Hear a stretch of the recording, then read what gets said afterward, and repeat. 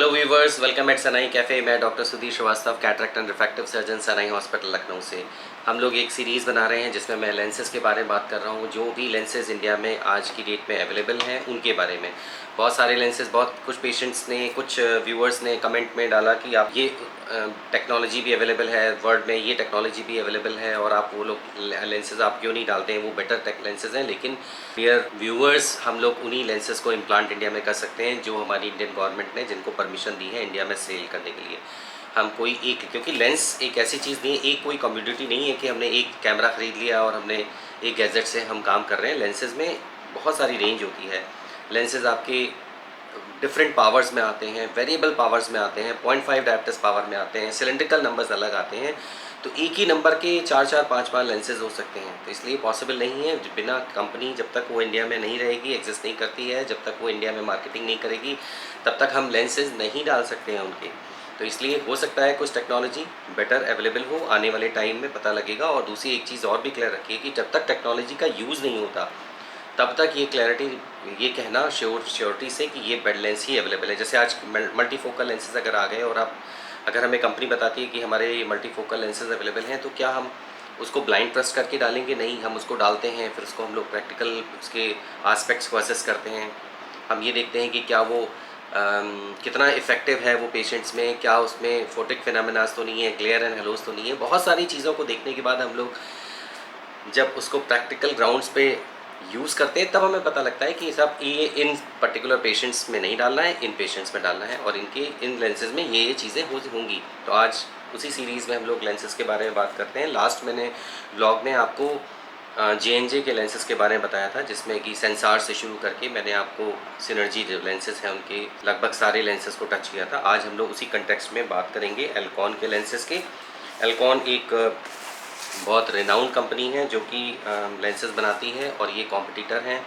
J&J और Alcon दो biggest giants हैं जो world, all over world lenses manufacture करते हैं। तो सबसे पहले हम लोग बात करेंगे कि इनके मटेरियल्स क्या होते हैं। तो ये मटेरियल, जैसे आपका J&J में हाइड्रोफोबिक लेंसेज होते हैं, हाइड्रोफोबिक मटेरियल होता है, वो same material, same hydrophobic platform पे ही आप एल्कॉन के लेंसेज भी अवेलेबल हैं। लेकिन इनका मटेरियल डिफरेंट होता है, क्योंकि हर कंपनी का अपना पेटेंट, अपना लेंसेज की जो R&D होती है उनका मटेरियल की, वो डिफरेंट होती है, उनकी डिज़ाइनिंग भी डिफरेंट होती है। तो उसी कंटेक्स्ट में सबसे पहले बात करेंगे हम लोग एक्रिसॉफ IQ की। ये लेंसेज एक समय में बहुत पसंद किए जाते थे, और हम लोगों ने लाखों इम्प्लांट्स किए हैं, all over world millions implants हुए। और ये पसंदीदा इम्प्लांट था सर्जन्स का, क्योंकि इसको डालना बहुत इम्प्लांट ईजी होता था।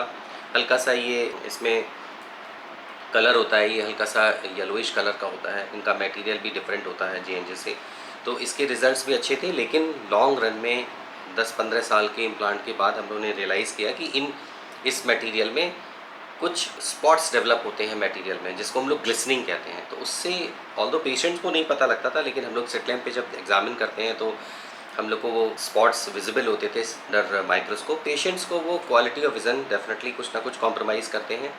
बहुत सारी स्टडीज़ आई हैं जिसमें आप स्नेलेंस पे अगर आप पेशेंट को शायद असेस करें, उसकी विज़न चेक करें, तो शायद डिफरेंस ना हो, लेकिन उनकी क्वालिटी ऑफ विज़न में कॉम्प्रोमाइज़ होता था। तो जब धीमे धीमे इस चीज़ को रियलाइज़ किया गया, तो J&J जो एल्कॉन ने दूसरा मटेरियल के साथ लेंसेज लॉन्च किए, उसको आज हम लोग क्लैरियन मटेरियल के लेंसेज कहते हैं।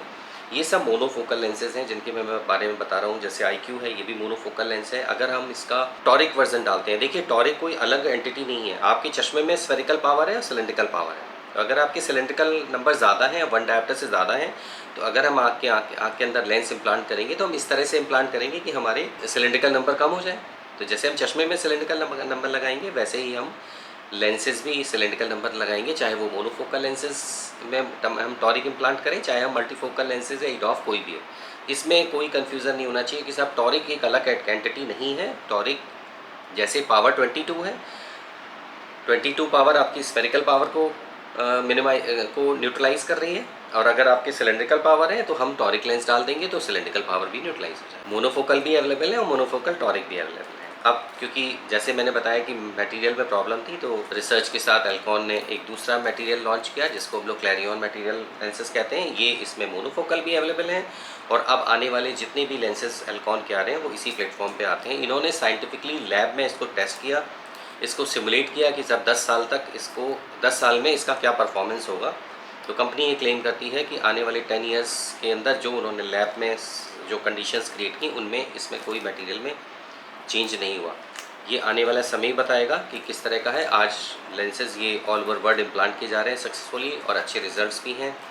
ये मटेरियल भी उतना ही पसंद किया जा रहा है जैसे कि पहले एल्कॉन के लेंसेज को पसंद किया जाता था। इसी मटेरियल के साथ में मोनोफोकल लेंसेज भी अवेलेबल हैं, टॉरिक लेंसेज भी अवेलेबल हैं और एक बहुत नाम आप सब लोगों ने सुना होगा विविटी का। बहुत सारे चैनल्स पे विविटी को डिक्लेयर कर दिया जाता है this is the best lens available on earth, best technology. कहीं कुछ बातों में बिल्कुल सच्चाई है, लेकिन हर आँख के लिए ये बेस्ट होगा ये भी कोई ज़रूरी नहीं है। तो आपकी आँखों में आपकी आइज़ का में बहुत सारे फैक्टर्स हम लोग एनालाइज करते हैं, जिसमें हम आपकी सबसे पहले तो आपकी रिक्वायरमेंट क्या है, आपका प्रोफेशन क्या है, आपकी कितनी एक्टिव हैं आप, लाइफस्टाइल कैसी है, ड्राइविंग कितना आप करते हैं, प्यूपिल आपका साइज़ क्या है, प्यूपिल बहुत बड़ा तो नहीं साइज़ का है या बहुत स्मॉल साइज़ तो नहीं है, क्योंकि ये सारे लेंसेज जो भी आपके मल्टीफोकल या ईडॉफ लेंसेज होते हैं ये कहीं ना कहीं प्यूपिल डिपेंडेंट ज़रूर होते हैं। तो प्यूपिल का एक्शंस कैसा है ये भी बहुत इंपॉर्टेंट पैरामीटर्स होते हैं। फिर आपकी कॉर्निया की कंडीशन कैसी है, एस्फेरिसिटी कॉर्निया की कैसी है, कि स्फेरिकल एब्रेजन्स आपके आँख में कॉर्निया में कितने हैं, आपका रेटिना की कंडीशंस आपके अंदर कैसी है, मैकुला हेल्दी है कि नहीं है। बहुत सारी चीज़ों को एनालाइज करके हम लोग डिसाइड करते हैं कि पर्टिकुलर लेंस आपकी आँख के अंदर होगा। विविटी का मतलब ये नहीं कि ये लेंस बेस्ट हो गया और ये आप किसी भी आँख में डलवा देंगे और मेरे को दिखने लग जाएगा, इर्रेस्पेक्टिव ऑफ कि कैसी भी सर्जरी हुई हो। सर्जरी का अच्छा क्वालिटी का होना बहुत सबसे ज़्यादा ज़रूरी है। एक अच्छी क्वालिटी की सर्जरी में अगर हम एक एवरेज लेंस भी डालेंगे तो अच्छे रिजल्ट्स आते हैं। वो बात अलग है कि उसकी क्वालिटी इतनी अच्छी नहीं हो सकती डिम लाइट कंडीशंस में या ब्राइट लाइट कंडीशंस में, लेकिन आपको अच्छा दिखेगा। लेकिन अच्छी सर्जरी नहीं हुई, क्वालिटी ऑफ सर्जिकल बहुत अच्छा नहीं है, कॉर्निया में आईज़ में प्रॉब्लम्स हैं, तो कोई भी लेंस आपकी आँख के अंदर डालने पे रिजल्ट्स बहुत अच्छे नहीं होंगे। ये नहीं कि आपने महंगा लेंस डलवा दिया। तो सबसे पहले तो हमारे यहाँ हिंदुस्तान में एक अपनी कंट्री में एक बहुत प्रचलित है इस बात की, सब महंगा होगा तो अच्छा होगा, ऐसा नहीं होता। और दूसरा एक और वर्ड है कि चीप और बेस्ट। कभी भी चीप चीज़ बेस्ट होगी ये भी ज़रूरी नहीं है। तो ये सारे जो कोटेशंस हैं ये नॉर्मल लाइफ में नॉर्मली काम नहीं करते, स्पेशली मेडिकल साइंस में। मैं हमेशा अपने पेशेंट से कहता हूँ कि मेडिकल में 2+2 नहीं होता, मैथमेटिक्स में 2+2 4 होगा, लेकिन बॉडी के अंदर बहुत वेरिएशंस हैं। एक पैरासीटामॉल किसी के लिए लाइफ सेवर है, उसका फीवर कंट्रोल कर रही है, वही पैरासीटामॉल आपकी जान भी ले सकती है।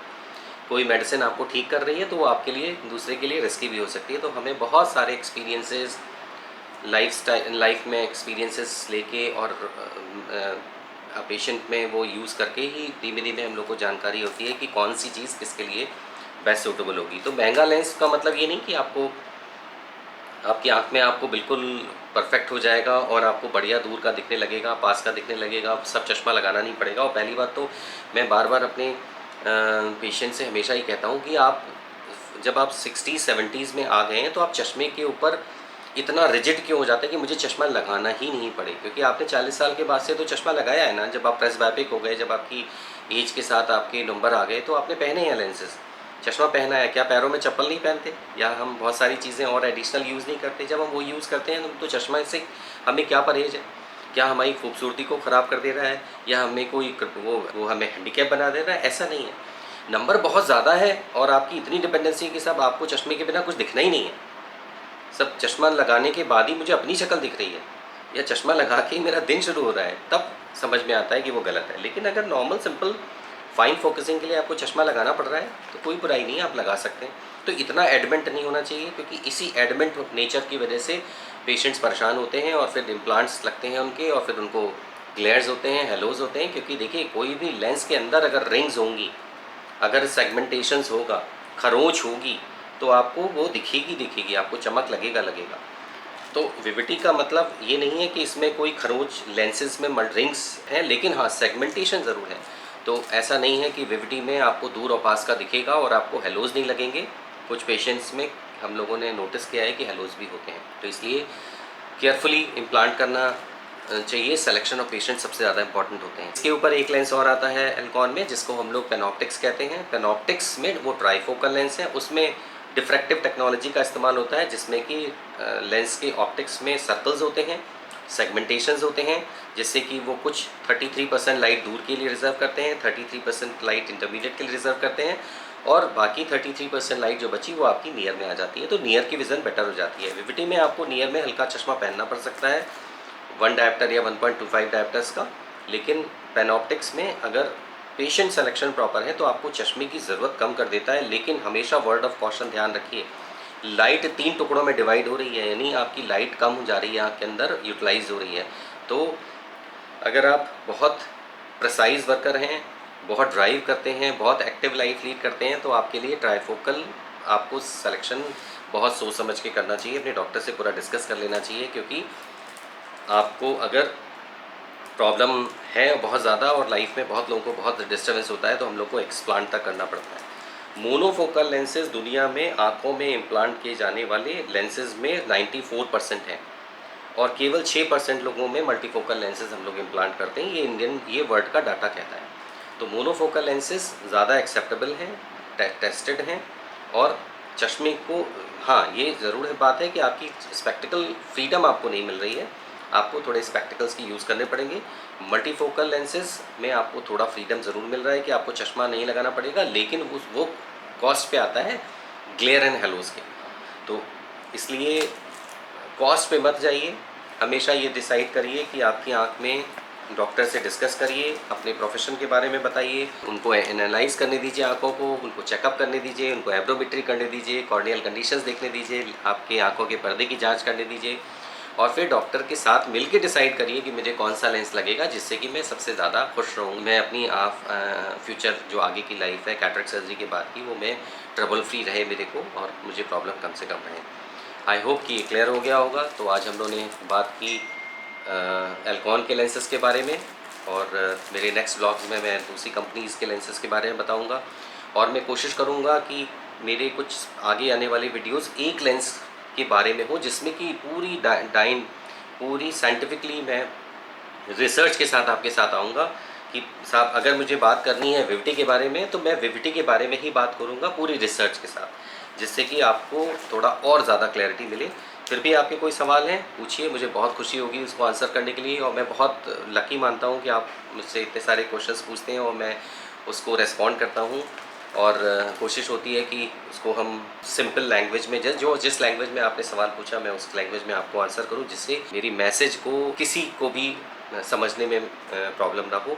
और अगर कोई सवाल है ज़रूर पूछिए, और अपना बहुत ध्यान रखिए, बड़ों की केयर करिए, अपनी आँखों का बहुत ध्यान रखिए, अच्छा रूटीन्स फॉलो करिए, बच्चों को प्रॉपर गाइड करिए, और अपना बहुत सारा ध्यान रखते हुए एक अच्छे सिटीजन बनिए। नमस्कार।